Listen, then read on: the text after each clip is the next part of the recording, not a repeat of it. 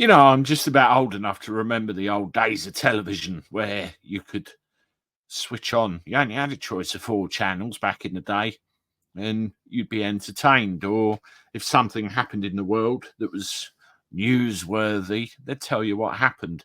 And there's some very significant events in probably the 80s more and the 90s that I can remember.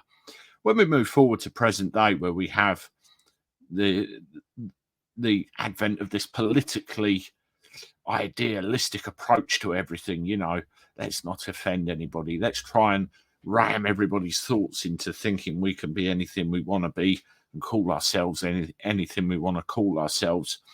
You change the game, you change the rules of the playing field, and it doesn't become the same television that it used to be back in the good old days. The BBC have been very guilty of this. I brought you a video earlier where I let you know my views on that. For a broadcaster, they're supposed to be impartial, not so much in my view.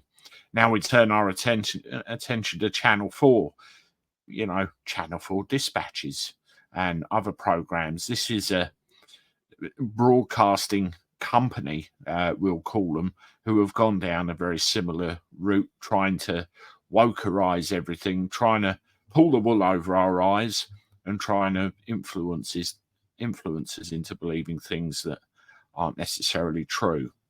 I like, on this channel, dealing with facts that are put in front of me, and real life everyday facts that are sent to you. Now, if you agree that sooner or later it will spell doom for these organizations, subscribe to the channel, because seldom do they survive for very long when they try and do this. Now, in a supposed cost-cutting exercise, Channel 4 are about to make nearly 20% of their staff redundant. That makes about 250. Let's have a look at this news article here. Channel 4 leaves London headquarters and makes hundreds redundant. Quite an eye-catching headline, a bit like mine. Channel 4 is finished. Channel 4 has unveiled a major digital overhaul, which will see it move out of its London headquarters and make hundreds of people redundant. The broadcaster published its fast-forward plan today, which will plot a route of digital change over the next 5 years in a bid to cut down on costs. This comes after Channel 4 was reportedly preparing to slash about 15% of its workforce, 250. The cuts come amid the backdrop of a tough digital advertising market. It was reported last week Channel 4 is seeking to shrink a hefty £108 million annual wage bill, while minimising the need to pull cash from its £700 million content budget.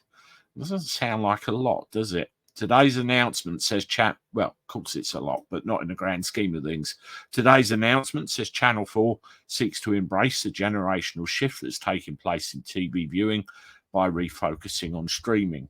It's not so much the method, it's more the message, I tend to think.